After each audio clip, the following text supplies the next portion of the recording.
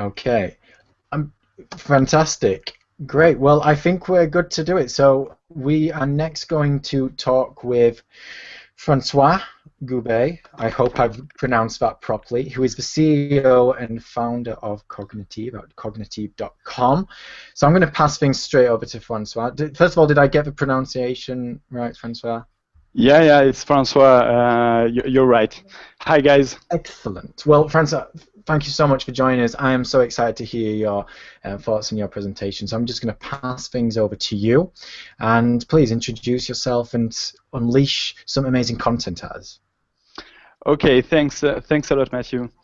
Hi, guys. Today we are going to talk about how to make Google fall in love with your website. I am Francois Goube.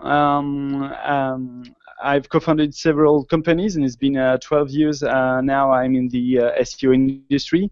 I'm the CEO and founder of Cognitive, which is a company behind OnQual, which is an SEO crawler and a log analysis tool. I'm also the French ambassador of Majestic.com, and I hope you will understand my accent well. Today, we all depend on the changes made by Google. A lot of us have been afraid by the bunch of black and white animals from the Google Zoo. And there is something that really pisses me off is that Google unleashes its beast when I want to go on holidays. Started with the Mayday back in 2010 and with the first Panda at the end of June 2013. But anyway, we are not here to talk about my holidays, but we are here to talk about our new challenges. You can't rely now on what was working yesterdays, and penalties are unpredictable and will become hard to detect. As Google announced, it will update algorithms such as Penguin on the go. So we need data. We need SEO data. But the problem is SEO data is like teenage sex. Everyone talks about it, but nobody really knows how to do it. And everyone thinks everyone else is doing it, so everyone claims they are doing it too. So, but you need to do it right. So we are going to see what metrics we need to do a great SEO job, because like all teenagers, we just want to be loved. And we see how to seduce major search engines. So I want to tell you that SEO is like building a relationship. You need to be polite, to say hello, to be attractive, to be accessible, don't cheat, have a good reputation, and most of all, be gentle. And we see what it means for a search engine. First thing first, when you want to date someone, you need to say hello first. So the first thing is to talk to your beloved. Every conversation should start by an hello. So what is an hello for bots? How to say hello to Google? Well, first, you need to get your page indexable, of course. So check your robots.txt, your meta robots. And second things, check your basics. I mean, your titles and metas, because it's the first thing Google will analyze. So it's the way to introduce yourself. With tools like OnQual, you can not only check your metas uniqueness, but also their length. So if you get two short titles, then you can add some keywords to rank on more queries. And if it's too long, it's truncated in SERPs, so chances are you are lowering your click-through rates. And the first thing in dating someone, and which comes in mind with love, is attractiveness. So to be attractive, you should be handsome and interesting. But you need to understand what is pure beauty for search engines. You need to understand how to be attractive in Google's eyes.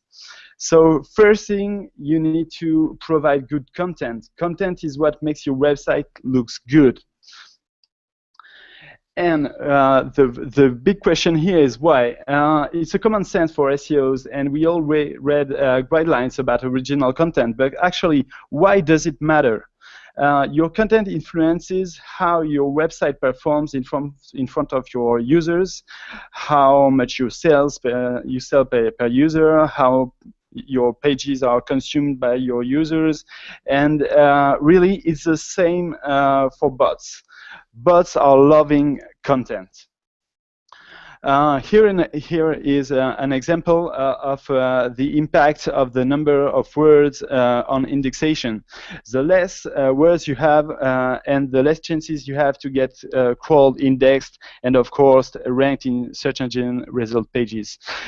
This type of chart comes from on-call log analyzer, so we can track how bots behave depending all your ranking factors. So here is just a quick zoom in the number of words. As good content improves your usage metrics, an interesting article will impact for instance, the time spent on pages or your bounce rate. So lowering metrics like bounce rate can help you be Panda-proof, for instance. And talking about content, you need to understand that bots hate duplicated content, because it's very hard for a search engine to decide between two pages that are very similar which one should rank. In most cases, they decide not to index them at all, nor to rank them. At Untitled, we felt very concerned about this issue, so we released the very first internal near duplicates detector. We use the CMASH method, which aims at computing a fingerprint for each page, and then compare each page with another, and then evaluate the distance between similar pages. We provide you with a comprehensive view of group of pages with similar content, and we made it very actionable with insights about the similarity ratio, for instance, or how you use canonicals on your website. So there is no excuse to get near duplicates on your website now. To check if your content is good, there are a few other metrics you should care about, and you should check regularly.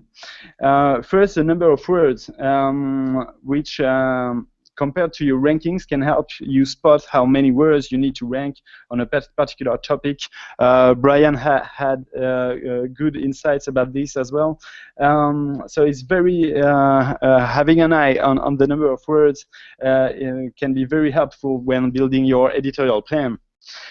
You should also track how you optimize your rich content, like the alt tags on your images as well. You need to check your near duplication distribution, as we said previously, and of course your rankings on your money page first, and your usage metrics like bounce rate, page views, or time spent on page. Second things, to seduce search engine, you should be accessible. So you should spot all obstacles between you and beloved Google. Check the status codes of your pages with a crawler, for instance, or check in your log files what status codes bots encounter when they hit your website. You should also care about the location of your content. You should help bots find your content, and even if you think you build a comprehensive architecture, without a crawler you can't have an exhaustive view of where your different pages are located. So it's very important, because the deeper you put a content, the less chances you have to get it crawled.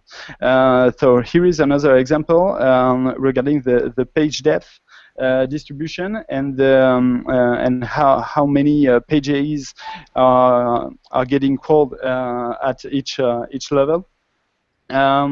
You should care about your page distribution, because we see a lot of websites that have a lot of pages that aren't crawled by Google, because they are too deep in their website. And talking about love, we need to talk about fidelity, and we need to understand what does it mean for Google.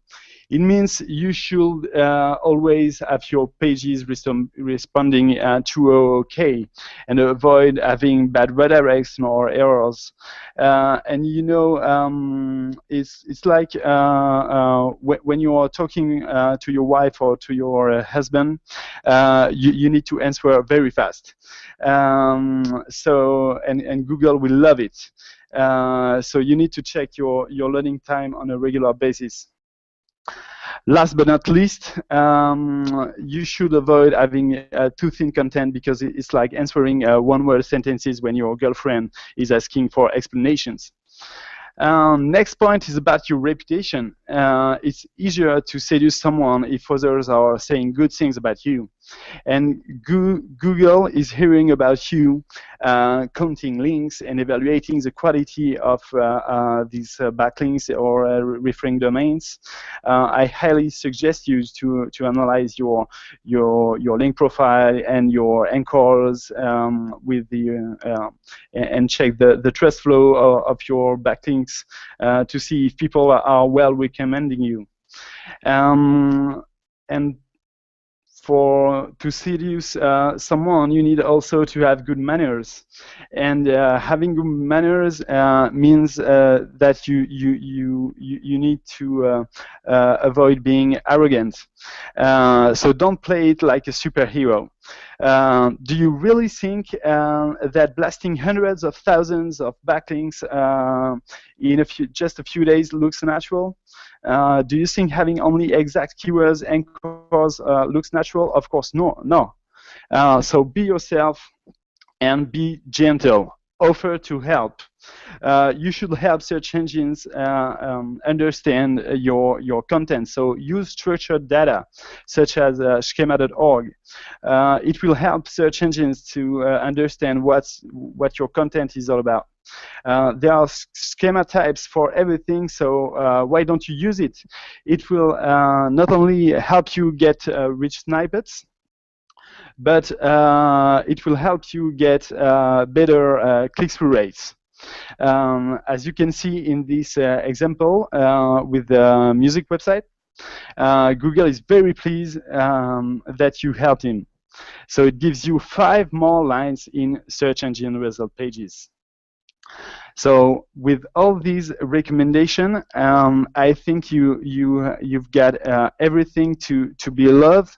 So one last thing, don't hang with the wrong guys, which could just burst your relationship. You should care about your neighborhood. If your website about pet food is host close to a porn website or Viagra sellers, it's bad for your quality scores. Indeed, Google interprets all C-level IP range, so care about your hosting. Please don't link to website with inappropriate content, only to topic-related website. So this is very important, and you've got all metrics from tools like Majestic to get it right. So feel free to use it. Check as well your outlinks and get things in order, and check it regularly, because when you are using WordPress themes, for instance, and that they are updating, sometimes you found new links, new outlinks on your website. So you should check it regularly, and you can use whatever crawler to do so. And to get things in order, it's you need to keep things under control, because to build a strong relationship, you should think in the long run. So check the health of your relationship on a regular basis. So please use tools to get things in order. Track your on-page factors with tools like OnCrawl, or track your off-site factors with tools like Majestic, and track your rankings as well, because you can't do SEO without accurate data now. So I'm done for today, guys, and so thanks for listening. Feel free to tweet your question or put your question in the chat room. I'm also be happy to offer you guys 1 month free trial using this coupon Digital Olympus so that you could try Untitled.com. Thanks a lot, Guy, and merci beaucoup. Wow, Francois, so massive thank you. That was amazing. What a great presentation. I'm sure everybody agrees. If you've got any questions for Francois, we've got a few minutes before we have our next talk, so add them into the chat box. I do believe we have one from Heren. Francois, do you think people should focus to rank their website in Bing? That is a very good question. Is Bing a forgotten source with Google being such a powerhouse? Well, I think it depends on your target because you know in France I think Google is like 93% of the market. So if you are targeting the French market, you shouldn't care about other search engines. But regarding other countries, I think you should get focused on Yahoo and Bing as well. And as Yandex is doing pretty well in some countries, I think we should look at them because they have other ranking factors such as social signals that can have a pretty huge impact on your rankings, especially on e-commerce queries. So I think you should care about other engines depending on what's your goals and your market. Excellent. And he followed up that question. What if your target country is the USA? You mentioned France there. What about the USA? Well, regarding what our customers are doing with our log file analyzer, they are very aware about how Bing bots are behaving on their website. What I can tell you is that the call frequency of Bing bots is very lower than Google's call frequency, and it's their behavior is very different because we saw Google fetching and growing their call frequency on resources like JavaScript. So my 2 cents, we are about to see a huge update on how Google interprets JavaScript in a few months.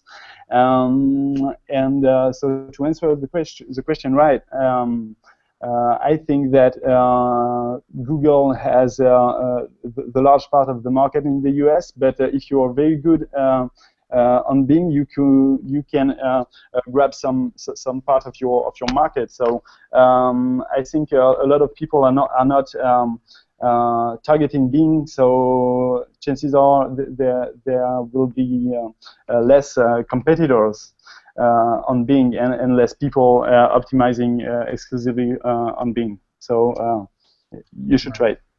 Wow, thank you very much. Some hidden gems to be found in Bing. Absolutely. Well, Francois, I've learned a great deal there, a very informative presentation there. And if you do have a question for Francois, like he said earlier, hit him up on Twitter, or if you want, you can add it into the chat box, and I'm sure he will hang around for a few more minutes to answer any questions.